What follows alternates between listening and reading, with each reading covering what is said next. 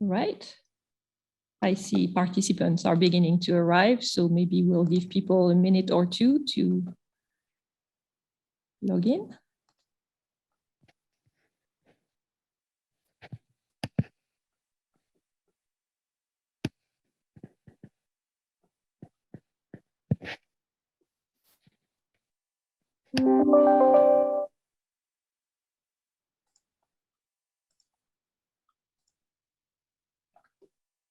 Welcome, everyone. You have reached the RBML webinar settings, so you've come to the right place, hopefully. We're still waiting for people to log in and connect. We'll start maybe in another minute.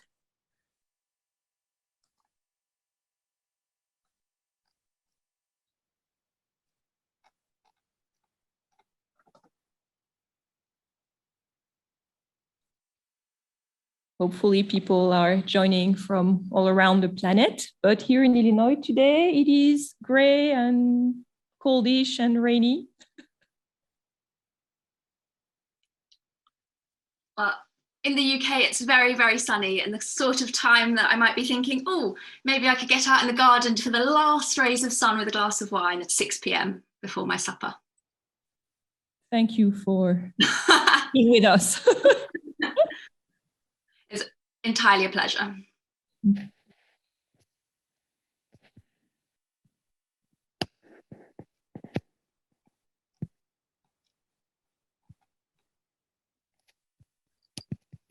All right. I think it's 2 minutes after noon. Perhaps we should get started, and hopefully other attendees will catch us up in a few minutes. So welcome everybody to the virtual setting of the Rare Book and Manuscript Library at the University of Illinois at Urbana-Champaign.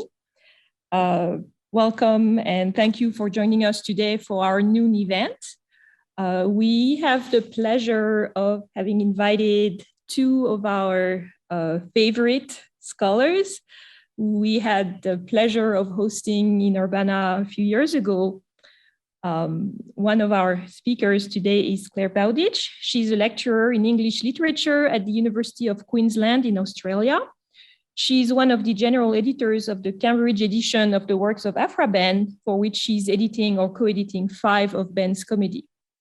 And our other speaker is Elaine Hobby, and she's another of the general editors of the Cambridge edition of the Works of Aphra Behn, the first volume of which appeared in 2021. And for people in Urbana, we do have a copy. Elaine said she spent a wonderful month at RBML in 2015, for which we're very pleased, and at the start of a year-long tour of great US libraries collating Behn's works. She's professor emerita at Loughborough University, where she was employed very happily from 1988 until her retirement last year. Well, congratulations, Elaine. So today you will both be talking to us about the work you've been doing on the edition, and the title of your talk is Perfect Tranquillity, Faithful Friends, and the Best Library. So I will turn things over to you. If there are any questions, you can put them in the question and answer module, and we'll deal with questions at the end of your presentation. Join me in welcoming Elaine and Claire. Okay, I'll give myself a round of applause. So thank you very much, Caroline, and welcome again to you all. Although we, of course, can't see your faces, we have been told who to expect and can, of course, see your names. And it's really wonderful that there are so many old friends in the room, as well as some new friends. As some of you will know already, the reason that Elaine and I have had the opportunity to make friends in Urbana already is because, as Caroline was just saying, back in 2015, we were both granted fellowships to spend a month that we turned into 5 weeks with colleagues there. And as a result, we got to play with one of the most complete collections of Aphra Behn's published works, as we started our own work on the new Cambridge edition. Illinois does have some stiff competition, collection-wise, I should say, But it really is one of the most complete collections in the States. And it's for that reason that Illinois was the very first stop on what turned out to be a full calendar year of collation. From you in Illinois then, we first travelled on to Harvard and then to Princeton. We made some side trips to the New York Public Library and Columbia. And although the Beinecke was actually closed during the period that we were in the States, on this occasion, we did make it to the Sterling Memorial Library at Yale. Now, you might reasonably question the sanity of the people speaking to you today when I tell you that from New Jersey, we actually headed over to Southern California, specifically to the Huntington, and then back again to the East Coast to DC to spend 3 months at the Folger with some side trips for collation purposes, of course, to the Library of Congress.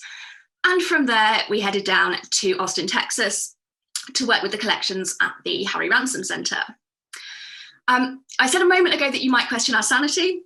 If you haven't already done that, I'm now going to give you an additional reason to do so, because everything that you can see in red there, all of our travels, were driven across your very fine landmass for the duration of that year. So we packed up and travelled with our collation materials from library to library in the car. The library that we didn't manage to get to, the other library really that we didn't manage to get to on that trip was the Clark, which was closed for renovations in 2015-16, as some of you no doubt remember and were hugely inconvenienced by. So unfortunately, and with terribly heavy hearts, we had to go back to Southern California in 2018 to collate their very, very good collection, especially of Behn's drama, and add another 3 months on at the Huntington too. Now, if all of that sounds completely and impossibly idyllic, you're absolutely correct, it was. Elaine and I are, though, just one half of this team. Our fellow general editors, Mel Evans and Gillian Wright, entrusted us with the collation for the entire edition. So that's all collation for all 8 volumes.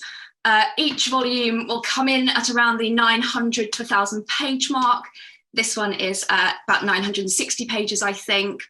So multiply that by 8. It was our job then to work right across Behn's entire output, recording what we found so that we could pass it on to the editor of each text. After we'd left you in Urbana, indeed about halfway through our year of collation, our editorial board suggested that instead of aiming to collate 6 copies of each text, we should instead aim for at least 10 and preferably 12, if that number is known to be extant. Largely that number is known to be extant, so they pretty much doubled our workload overnight. But since that recommendation, that has been our benchmark, and we have reached that already with many titles, but not yet with all titles. But as libraries are reopening and travel is becoming more possible for some people, we certainly expect to get there. Part of the reason that we expect to get there is because, as some of you in the room will of course know already, usually with Behn's works there's only one lifetime edition. So with occasional exceptions, very occasional exceptions, we are interested not in the differences between those lifetime editions and the later posthumous ones, but instead we're interested in stop press variants between copies of the same edition print run for us to record, and also interested in any reader responses or engagement that we found in mostly first editions of Behn's works. To achieve this level of precision, let's say, we came up with a system that I've tried to capture in image here for you, which included or involved printing the printed works of Behn's that are available on Early English Books Online, and scaling that kind of A4 image, up, of course, for quartos, down for octavos and duodecimos, so that the size of the original text that we then transferred onto this clear plastic acetate matched exactly the size of the original type, rules, ornaments, and so on. And as you can probably deduce from this image on your screens, our practice was to lay that kind of clear piece of plastic with the original printed on it over the relevant page in whichever library we happen to be in, and work letter by letter and punctuation mark by punctuation mark to see if there were any stop press variants within that edition's print run. Almost without exception, library staff thought that we were quite mad when they first saw how we were going about this, but that in no way compromised how exceptionally accommodating of this very strange practice they were to us, which was all the more wonderful, really, because as Elaine is about to explain, efficiency was key because of the, let's say, not insubstantial scale of the task that was in front of us, excuse me. Yes, so as you can see, Ben wrote a lot. That is the intended content of the 8 volumes. You can see that the first 4 volumes are plays. There's then poetry, fiction, including translated fiction, and then there are letters, non-fiction translators. It is a huge task. It, of course, is made a lot easier by the fact, again, as you can see on that slide, we have a lot of editors. So most of these works are being edited by an individual. In some cases, we're doing it in pairs, but it's a very big team.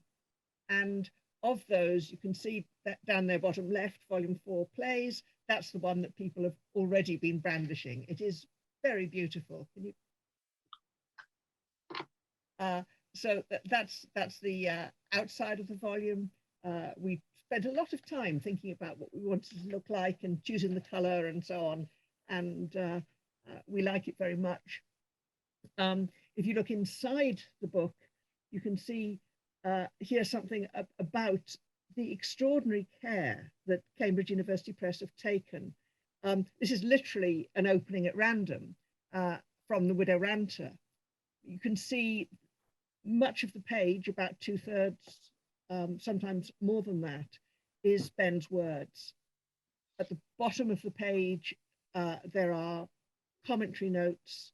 So there are notes there, for instance, on the bottom left about smoking, giving some contextual information about that, about what is meant by the word points. On the right-hand side, there's a little note about the phrase to blame, explaining that spelling was normal in the period. So Ben's text, bottom of the page, commentary notes, and in between the textual notes that indicate any changes that we might have made editorially to the work, and also if there are differences between copies, or in the case of those works where there's more than one edition, between editions.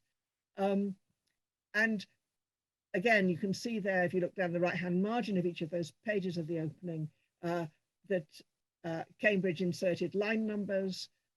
The textual notes are keyed to the line numbers rather than needing extra marks on the page. It's a huge task, but we're very happy with the result of it. So volume 4 is out.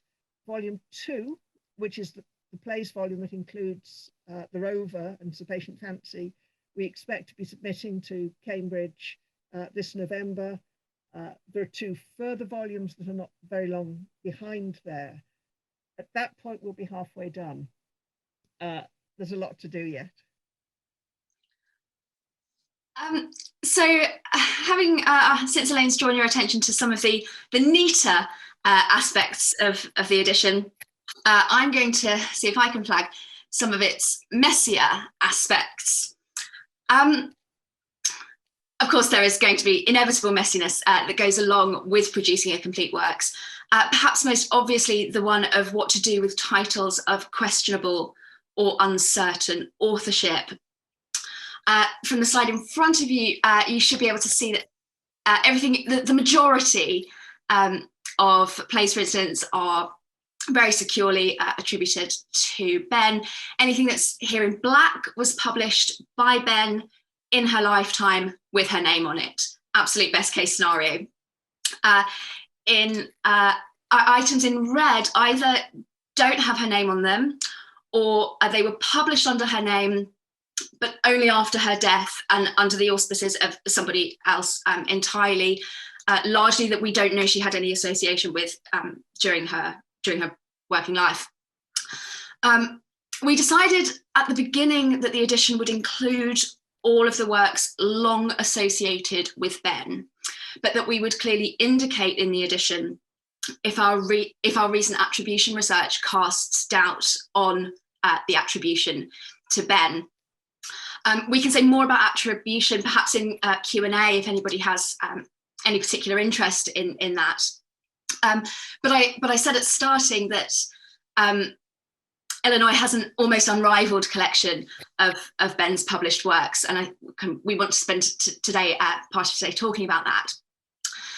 So the only titles that you don't have are the ones highlighted in yellow.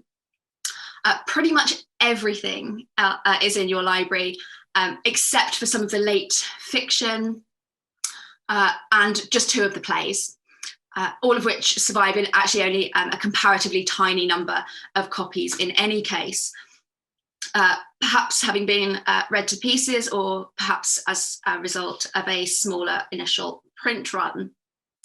In terms of the library's holdings, though, RBML was really an ideal place to start for us, because your holdings meant that we could begin our collation with a really thorough overview of what to expect going forward, what to expect as we embarked on the ridiculousness of the map that you've already seen. Our experience of collating your holdings was broadly actually quite representative of what we didn't realise at the time we would go on to find, which is that somewhere between about 30 and 40% of Behn's works contain stop press corrections. And as I said, that the holdings in other libraries tended to bear that out. I'll stop now and let Elaine give you some examples. Okay, so we're going to start today in the detail now here with a text which actually the library doesn't have a copy of in its first edition. So I think there are only 2 known extant copies, so it's not too outrageous. But the reason we're starting there is because this is the fiction, The Lucky Mistake, that gave us our title today. And Claire's going to say a little bit more about that in a moment. So if you can't remember our title, it's okay, we're coming back to it. But if you look at the photograph there of RBML's 1696 Histories of Novels of the late ingenious Mrs. Behn in 1 volume, there, as Claire was just circling, you can see The Lucky Mistake is in this volume. So we don't have a first edition version, but we do have that. The story itself, The Lucky Mistake, is one of those that was published just after Behn's death. We are fairly confident that at least most of it is hers, because the various tests that we're running, including electronic tests, are turning it up as being her language, her way of doing things. But it's a very peculiar story, and peculiar in 2 ways. The one is it is really badly punctuated. It may be that the printer had almost no full stops. Certainly there are almost no full stops in the 20,000 words of this story. And the other is, another is that the story has almost no new paragraphs. Now, in the first edition, it's tiny, it's duodecimo. So of course, if you're reading a duodecimo text, there's not a lot of print on a page. But if you turn that into a modern book of the kind that we're producing, we still have some decisions to make as to whether we're going to introduce some extra paragraphs so that it doesn't just run for pages and pages and pages. There are things about the physical presentation of the text which certainly tends to confirm that this is being put to print after Behn's death. She hasn't in any way been involved in it. It's also a strange story which makes us wonder, or at least Claire and I are speculating this, and our fellow general editors are looking skeptical at the moment, I think, whether she left it unfinished and somebody else finished it. Because the story has in it two young women, the younger of whom, Charlotte, is bright and sassy and confrontational in all sorts of ways. And it's as if she becomes somebody else about 3/4 of the way through the story. So the story sets off in a very Behn-like way with lots of implicit irony, lots of clues being thrown out to the reader that something is very, very odd is going to happen in this story, which is apparently about two young women, both of them sisters, both of them fancying the same young man, and a much older husband who's being designed for them. But the story ends very neatly, and a lot of those early signs that are put out are not followed up on. Nonetheless, it appears, as I say, that perhaps at least a good bit of it is hers, and we will report on this in a couple of years' time, probably when the volume that it's in comes out. This collection here on the screen is followed 4 years later by several collections. You can see these are 1700. And Maureen Bell has recently argued, we think very convincingly, that what this posthumous publication of Behn, including a lot of stuff that isn't by her, but is being published under her name, what that indicates is that she's a hot product. She's selling, her name is being used, is being put on things that she didn't write, almost certainly. So this 1700 histories, novels and translations written by the most ingenious Mrs. Behn, you see there are 8 items in here. The first 2 items are actually different sections of Behn's translation of Discovery of New Worlds. None of the rest of it is hers. History of Oracles, The Blind Lady of Beauty, The Dumb Virgin, and so on. None of that is hers, but it's published under her name this early and then continues to circulate under her name well into the 18th century. And as Claire indicated earlier, we made the decision in principle at the very beginning that anything long associated with Behn would be in the edition, but that we will be marking on every page so that nobody can set it for their students in a photocopy and the students never realize that they're being given something to read that we don't think is Behn's, but that all of these things will be in the edition. Yeah, but that said, once the relevant passage in the lucky mistake had occurred to us, we still had no compunction about using it, because it was just kind of captured so perfectly, really, how our time in your library felt, and we really wanted to use that to communicate that. So, as Elaine said, the quotation is from the Lucky Mistake. You've got there the Ebo edition, which reads, there was a rich nobleman, now retired from the busy court. And I have to say that taking a year of research leave and spending it in about a dozen libraries is probably the closest that Elaine or I has ever or will ever come to feeling like a rich nobleman now retired from the busy court. Where in his youth he had been bred, wearied with the toils of ceremony and noise, to enjoy that perfect tranquillity of life, which is nowhere to be found but in retreat, a faithful friend, and a good library. Part of why, when Caroline wrote to us a couple of months ago and asked if we would speak to you today, or just asked if we would speak to you at all, in fact, We both said yes immediately, and if I'm remembering correctly, without even consulting each other as to what the other one thought. It's because at the time that we had with you in that very, very early stages of the process in which we were starting to undertake the real work for the edition, really went on to shape so much of what we did and the decisions that we made in terms of how we were going to approach the complete works, such as how we were going to record instances of stop press variants, what we would note and what we wouldn't note in the edition, how we would do relatively mundane things like organise our photographs, so that the peculiarities of your copies could be actively useful to us and really inform the research, and rather than risk them becoming buried or confused, for example. So informal conversations with colleagues in the library and colleagues in English as well, around these kinds of practical matters, as well as issues in conversation like, who is this edition for? And how can Elaine and I come to understand our author better, but how can you come to understand your collections even better? Really set the course for all of the textual work that follows in the 8 volumes. So as I said, today we're going to be touching on some of that broader thinking and also some of the specifics from your library's holdings. So we're going to talk about some specifics that we've chosen, I'm afraid, a little arbitrarily. They're just things we wanted to talk about. And so the first thing we're going to talk about is this play, The Emperor of the Moon.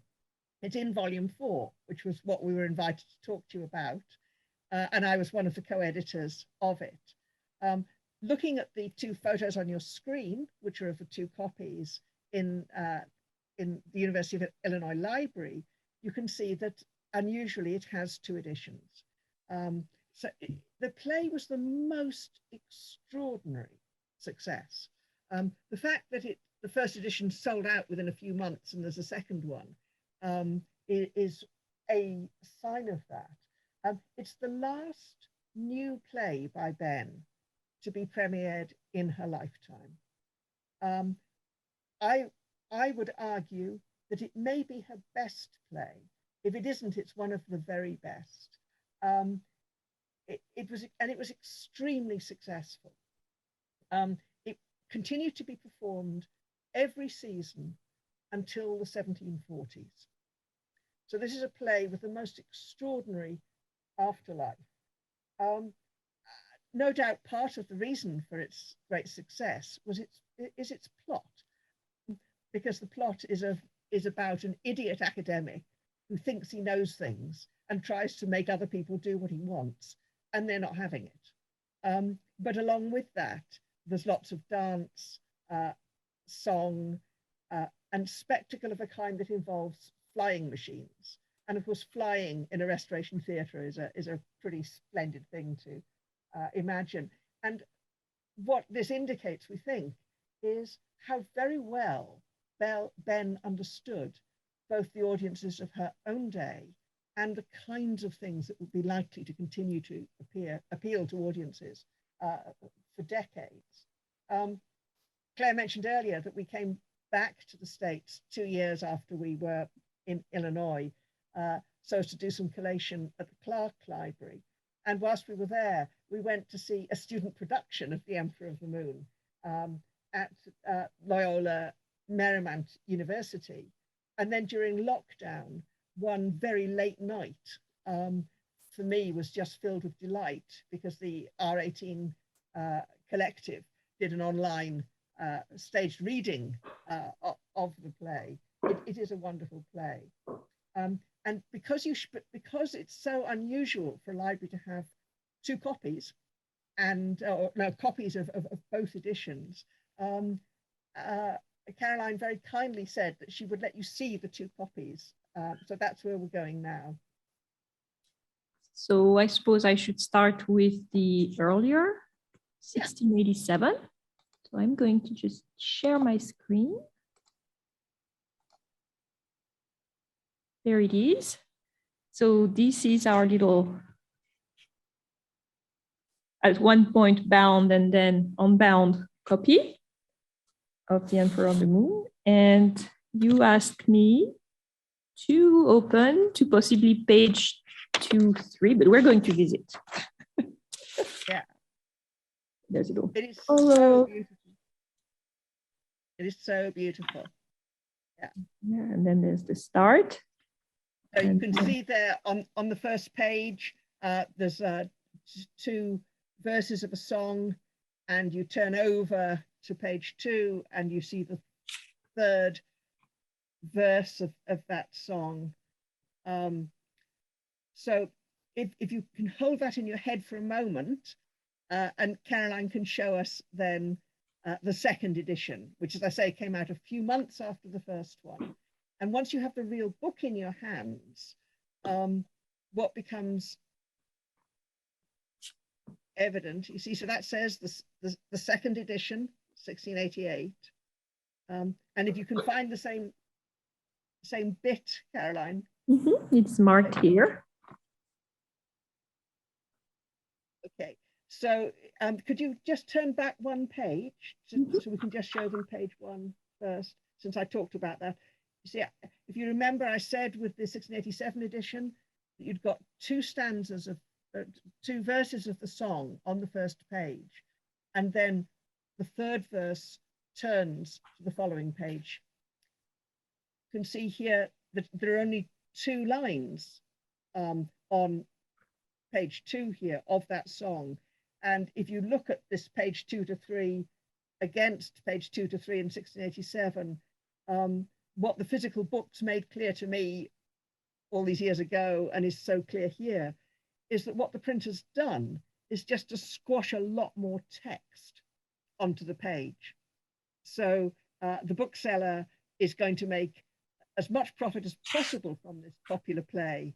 And the best way to do that is to use less paper when you're making it. And so what the printer does is to squash the text together in a manner that produces, that the play uses one whole sheet of paper less, much improved profit line. So everybody ought to come in and see these beautiful books in person. Thank you very much, Caroline. You're welcome. I think you need to share again on your side. Yes, please. Thank you. So as you will have seen there, the 1687 edition copy that's in Illinois is a beautiful, clean copy. It's really quite rare. There are not very many copies of that at all. The 1688, they must have done a much longer print run.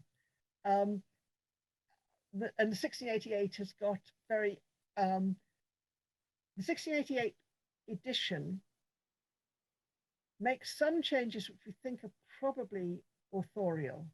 And I could say more about that if you're interested, or you can go to the edition and have a look. But there are also printer's errors introduced. And something that the copy of the Rare Books and Manuscript Library copy shows is, can you spot the difference? We're going to play Spot the Difference in a bigger way in a minute. But if you look at the RBML copy, about 2/3 the way down there, you've got a speech prefix for Harlequin. And Harlequin says, "This is perhaps my rival, the apothecary." There are a couple of copies in existence of that corrected. So if you look across to the British Library one, Harlequin says, "This is perhaps my rival." So that there are various changes between, there are various differences between the copies, even of this second edition, which suggests intervention and an attempt to make it as perfect as possible. There are very few press corrections in either edition of this book. It was clearly produced very carefully. So now that you've all got strict instructions to go in, read volume 4, or at least parts of volume 4, I wanted to just say a couple of things really about what working on that volume taught us about both Ben as a writer and about her political allegiances as well. So if Ben has crossed your path before, one of the things that you will almost certainly have read about her or have been told about her is that she is a royalist, a vocal and consistent supporter of Charles II and publicly in favour of the succession of his Catholic heir presumptive, his brother, James, Duke of York. Now, the earliest of the plays contained in this volume, as you will find when you go and take it from the shelves, is 1681-1682. The latest is posthumous. It's published 1696. Ben died 1689. But there are two plays in this volume to be published while Ben was still alive and after James had inherited the throne in 1685 after his brother's death. I co-edited one of them, The Lucky Chance, and Elaine, as she's already said, co-edited Emperor of the Moon. And we approached these plays with the thing that everyone knows about Aphra Behn in mind. She was a supporter of both brothers as monarchs. Both plays, fortunately or unfortunately for us, I don't know, have dedications. Pretty standard feature of Ben's printed drama after her first dedication to Nell Gwyn in 1679. This one is a part of the one from The Lucky Chance. That play, as you can see on your screens, is dedicated to Lawrence Hyde. And although I don't have an image of it, Emperor of the Moon is dedicated to Charles Somerset, 4th Marquess of Worcester. Both had been very, very close to James and were, like Ben, supporters of his succession and really quite instrumental in the case of Hyde in achieving that.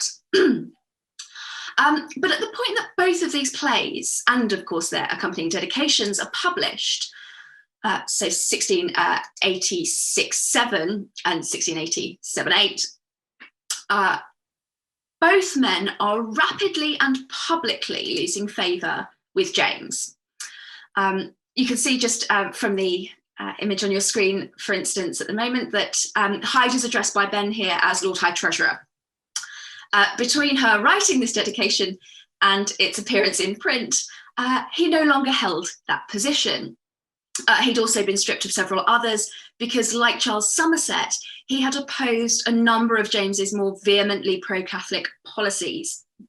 And the fact that Ben aligns herself publicly with these two men at precisely the moment that they are in most active opposition with James really led us to reconsider and wonder whether Ben came to be increasingly disaffected with his either priorities or his style of rule, which she had actively praised him for when she dedicated the second part of the Rover to him in 1681.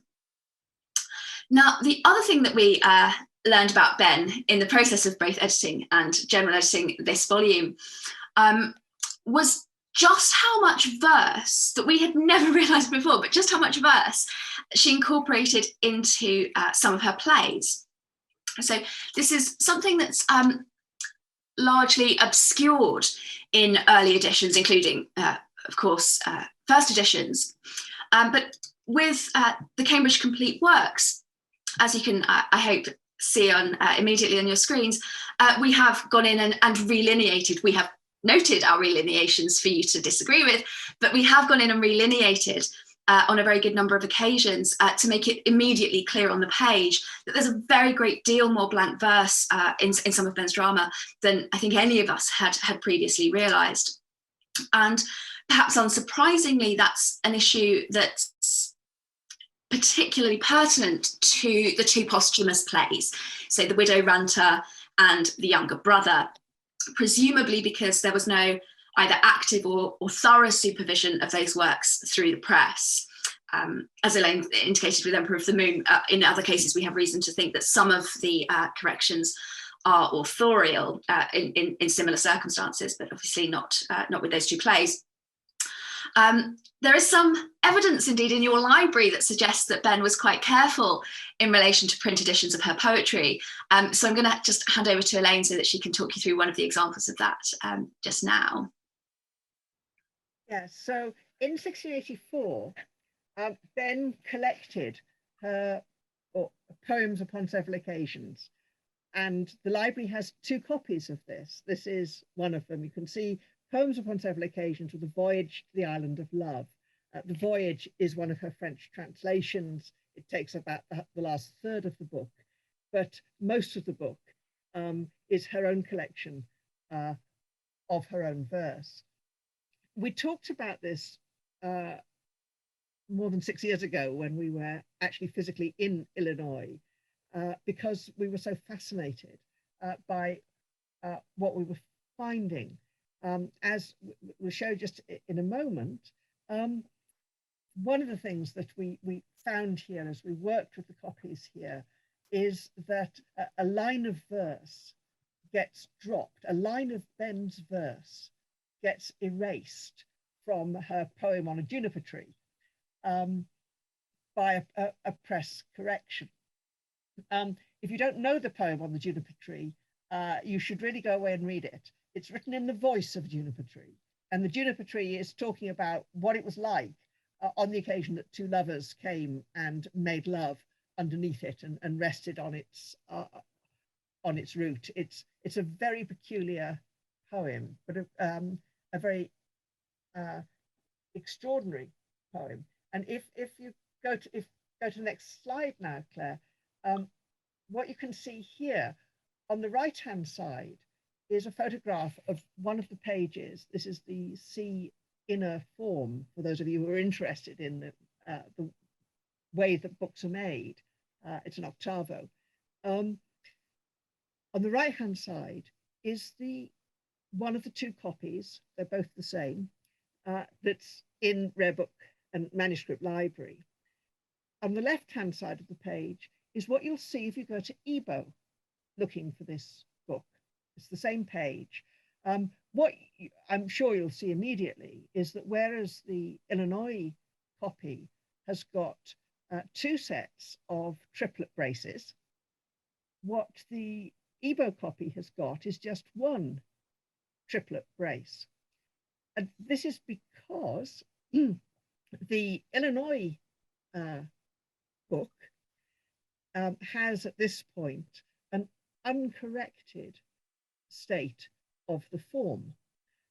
If you look up to the top of that Illinois page, this is a poem which is mostly in rhyming couplets, apart from those marked out triplets. So you can see at the top of the page, impatient he wants no consent, but what she gave by languishment. The blessed minute he pursued, and then the next line ends arms charms. There's a line missing, a rhyme line for pursued. And when the press correction was done, that results in the state of the Ebo copy, which is the Houghton copy, you can see a line has been inserted, while love and shame her soul subdued. Now, those of you who know about how books are made in this period will know that if you're going to put a line in, you're going to have to take a line out. There are really not many options. And what fascinated us as we worked on this here all those years ago is the evidence we think we have here that Behn must have been there in the printing house, or she must have had the proof sent to her own house to work on, because the solution that's found is one that really does need the writer to be involved with. If you look at the Illinois version with the 2 triplets, what you can see is in the higher of those 2 triplets, there's a line, could mingle souls to that degree and melt them into ecstasy. And if you look across at the parallel at the Houghton copy, you can see that that melting into ecstasy has gone.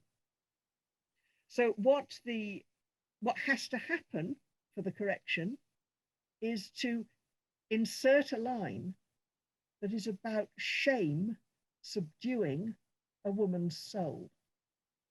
And in order to insert it, what you're losing is melting into ecstasy. So part of what Being in Illinois gave us was that line of Behn, which of course is in our edition. In order to make that correction, if you look again at the Houghton copy, the Ebo copy, back at those two lines that were above the only triplet brace there, for who but a divinity could mingle souls to that degree? Question mark. You look across at the uncorrected version, but version that Ben wrote, no doubt. For who but a divinity could mingle souls to that degree? Semicolon. And Melton into ecstasy. So they've not only put in a line, taken out a line, but also adjusted the punctuation so that the whole thing works. Now, as I say, we could say quite a lot more about this, but ecstasy seems to us appropriate for being in Illinois. So your copies of Poems Upon Several Occasions also have a couple of other unusual and interesting features. One includes two ownership signatures, both from the same man who signs himself Charles Wilson, and both signatures are dated 1693. I don't have an image of the second, but in the second, well, I do, but not for these purposes. In the second signature, this Charles Wilson identifies himself as an alumnus of St John's College. Almost certainly this is St John's Oxford rather than St John's Cambridge, because the only Charles Wilson to attend St John's Cambridge that we've been able to find in the 17th century matriculated in 1648. So given that his dating his signature is 1693 at this point, I think to still be referring to himself as an alumnus of his college at the age of about 62, a decade or so before his death, gives off quite peaked in high school vibes, I think, for Charles Wilson at that point. But he might, though, be the same Charles Wilson who was admitted to Lincoln's Inn in 1685, so the year after this volume was published.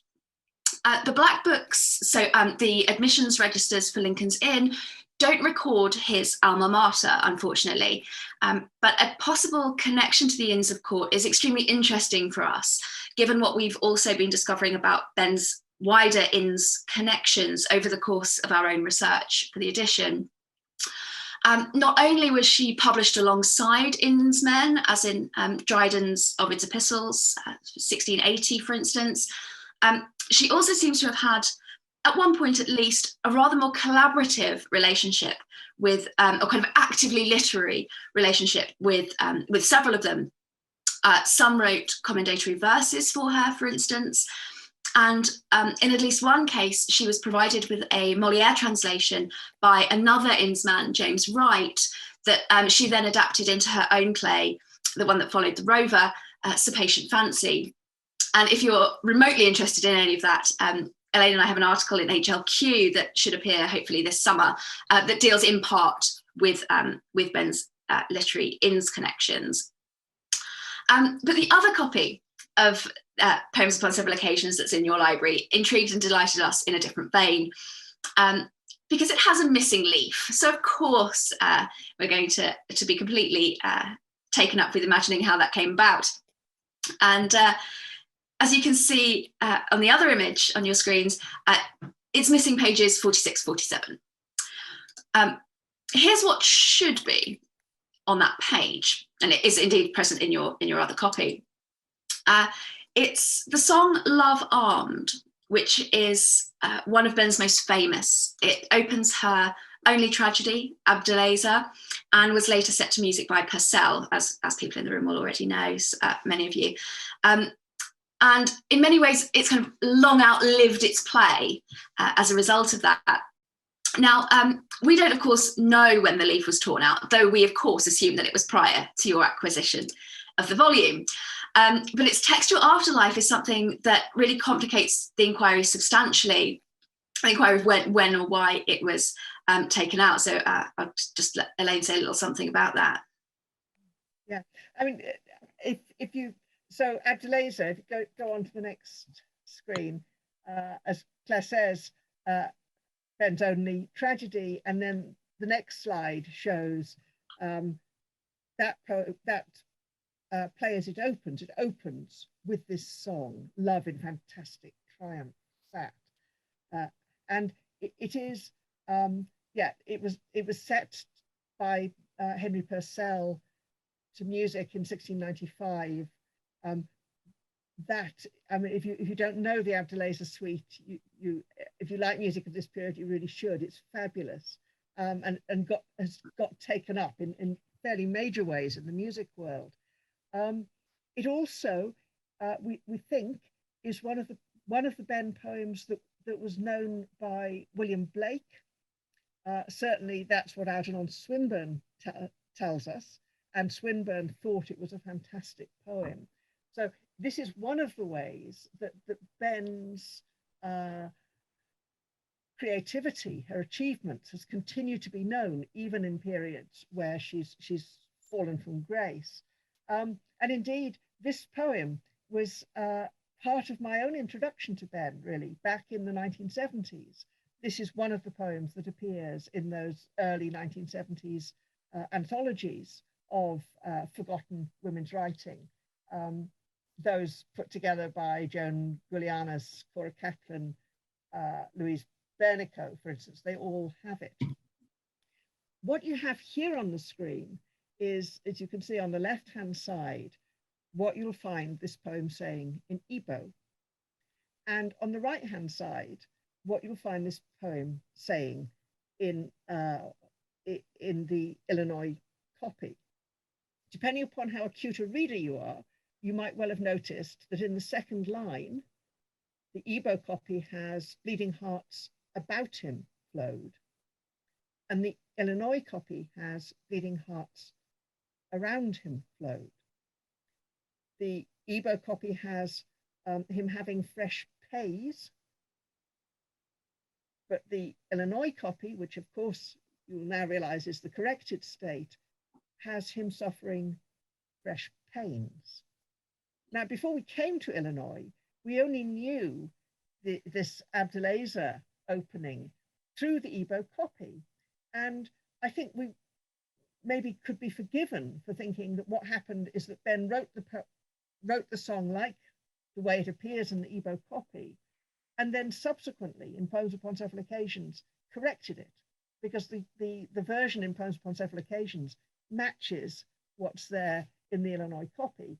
And what this gave us early on, therefore, was a note that actually she was there and making corrections, and please never to assume that the Igbo copy is the only one, or is the correct one.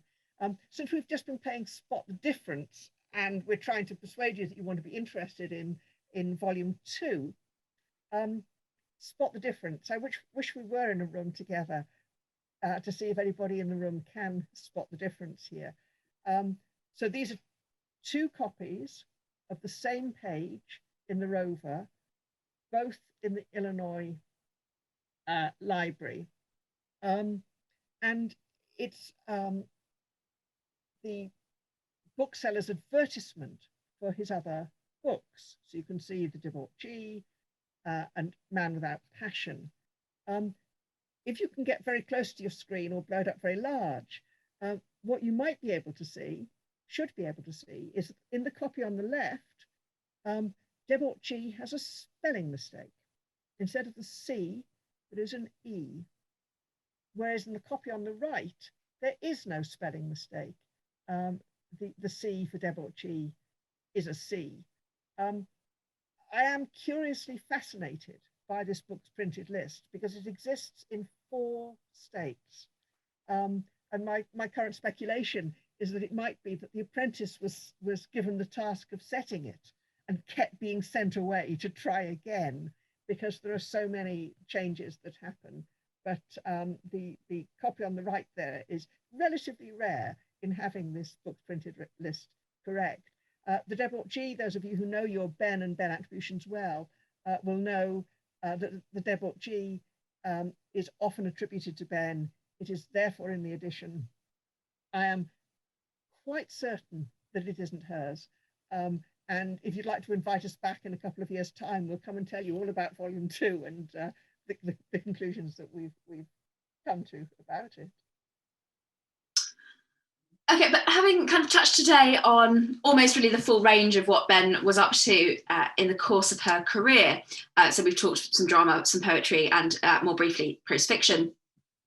We didn't want to end today without saying something about a genre in which she was extraordinarily prolific, which is translation. It's where she tended to focus her energies in the mid to late 1680s. And the main example that we want to talk about today of her translation is one that I think we didn't really fully realise the significance of when we were with you. And this is her 1686 translation, La Montre.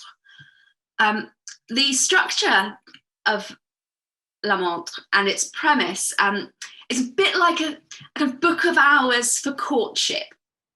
So it's divided, of course, by hours, and each hour contains instructions from the female lover to her male lover, telling him what he's supposed to do and how he's supposed to behave himself while the two are apart, in order to be kind of appropriately worshipping of her and also preserve her honour.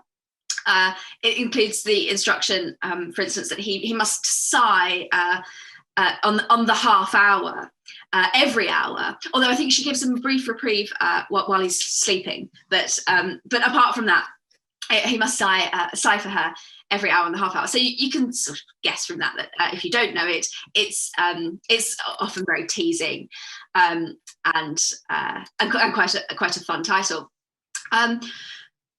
Your copies of this, and you have two, bear some annotations, a kind that when we were with you, we didn't realise we would come to find as much as we did in other libraries that we were yet at that point to visit.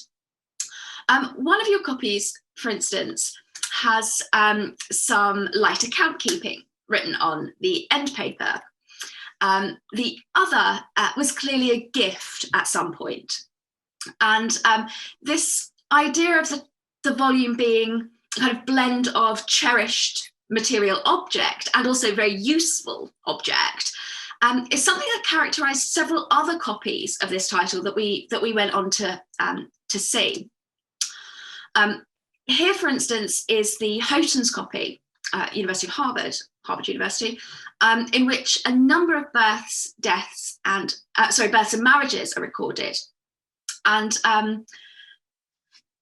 so yeah, it's that kind of blend of usefulness and gifting and memory in there as well. And as I said, there are several other libraries that we saw a sort of similar vein of annotation. The other kind of vein of annotation that we saw more regularly was, of course, the common placing marks that you can see on your screen here, specifically in relation to the verse. Unsurprisingly, this volume is mostly prose interspersed with verse.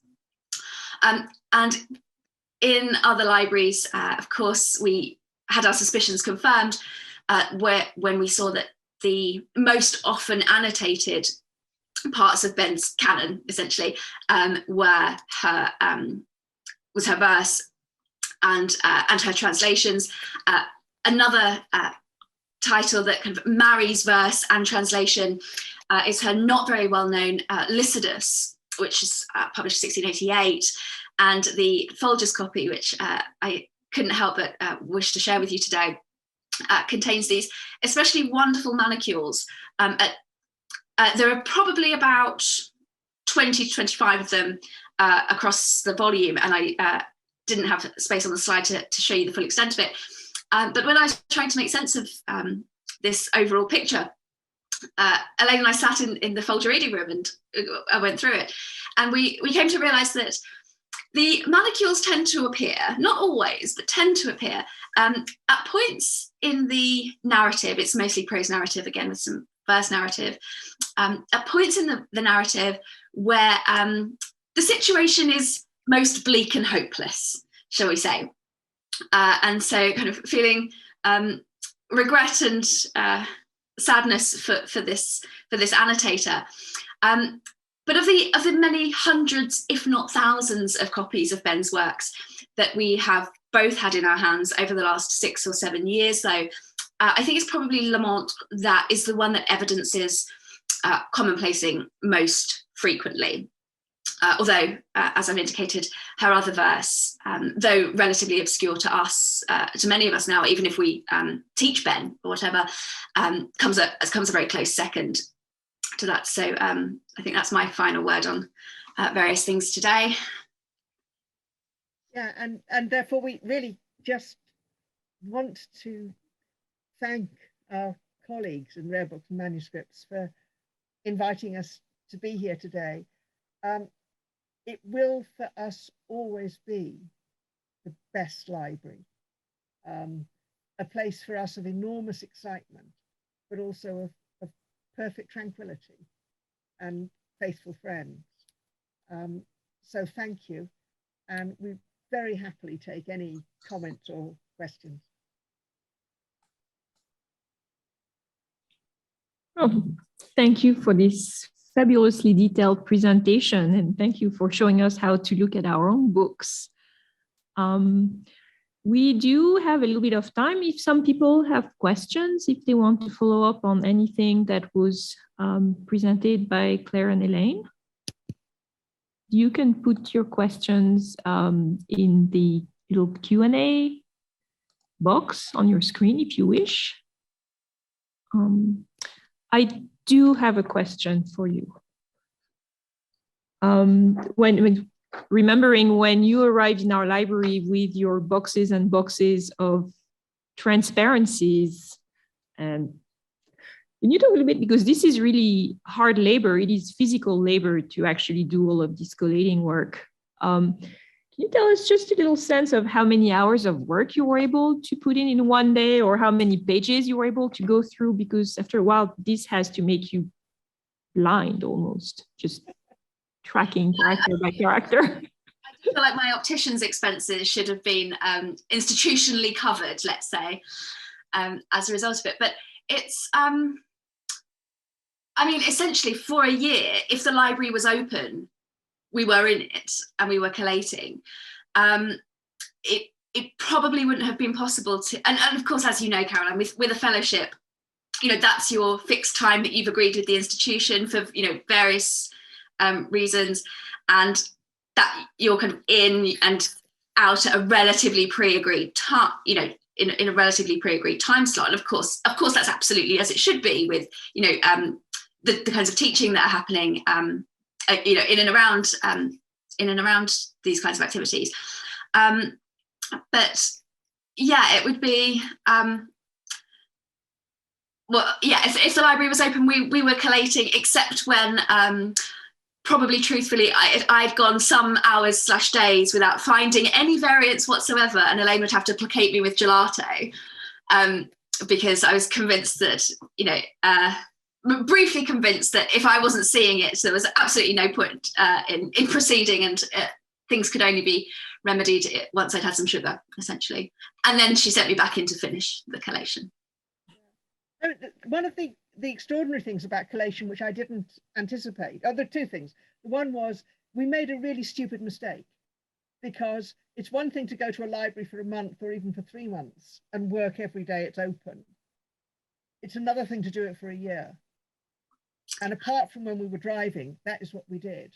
And yeah, but the other side, which I don't think I fully appreciated until I went to Australia and New Zealand to collate copies there back in 2019, maybe, something like that anyway, is that you get into a rhythm with it where it's completely intoxicating.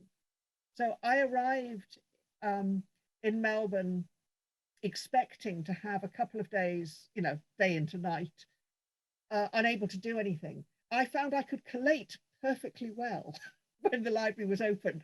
I couldn't do anything else, but collation I could continue to do. So I think we learned to do something when we were with you that I could now spend the rest of my life doing, probably.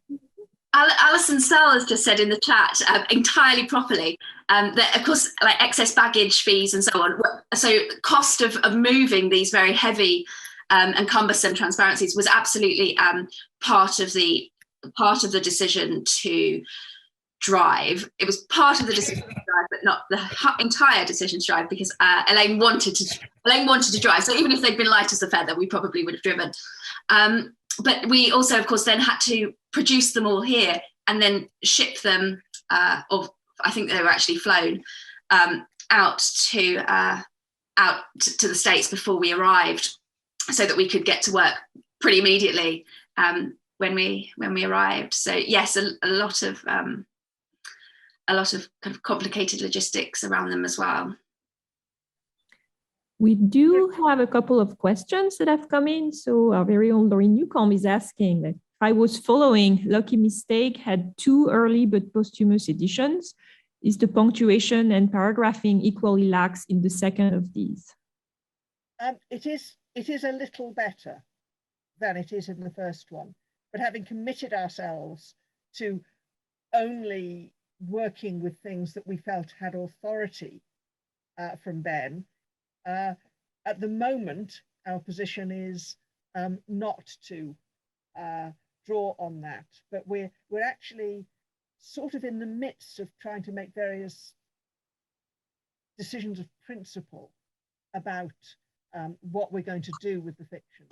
And it's conceivable, but we certainly will have a good look at the 1696 and 1700 versions and see if we could persuade ourselves that we're not the only people who think there are far too few full stops and far too many commas in this story for it to make sense. So we don't have a decision on that yet. And an anonymous attendee, perhaps you're making a convert here, wants to know, how did you get involved with editing editions, and what would you suggest for graduate students interested in this kind of work? I would start by, my own advice would be to come at it with a text or an author that you want to have in print. I don't necessarily think wanting to edit is necessarily the thing that will sustain your interest. I think you have to really, really be fascinated by the text or texts that you're engaged with, just as a starting point. It also helps to be relatively obsessive about minutiae. You don't have to be that, but it does help. Elaine will have Elaine's much more experienced an editor than I am, and will have other advice for you.